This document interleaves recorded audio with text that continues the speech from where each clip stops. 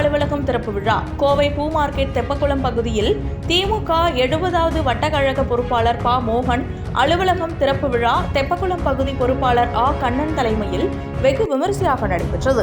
இந்நிகழ்ச்சியின் சிறப்பு விருந்தினராக கோவை மாநகர் மாவட்ட பொறுப்பாளர் துரை செந்தமிழ் செல்வன் கலந்து கொண்டு அலுவலகத்தை ரிப்பன் வெட்டி திறந்து வைத்து வாழ்த்துக்களை தெரிவித்தார்.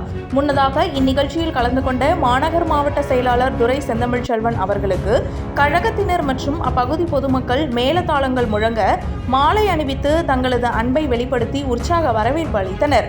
மேலும் பெண்கள் வழிநெடுக நின்று அவருக்கு பூரண கும்ப மரியாதை செலுத்தினர். பின்னர் பொதுமக்கள் அனைவருக்கும் இனிப்புகள் வழங்கப்பட்டது. அலுவலகம் திறப்பு விழாவிற்கு வருகை புரிந்த மாவட்ட செயலாளருக்கு உற்சாக வரவேற்பு அளித்தது பார்வையாளர்களையும் சுற்றுவட்டார பொதுமக்களையும் வெகுவாக கவர்ந்தது குறிப்பிடத்தக்கது. அதனைத் தொடர்ந்து கழகத்தினருடன் இணைந்து முன்னாள் முதல்வர் மு. கருணாநிதி அவர்களின் திருவுருவ படத்திற்கு மலர் தூவி மரியாதை செலுத்தி அங்குள்ள திமுக நிர்வாகிகளிடம் கலந்துரையாடல் நடைபெற்றது.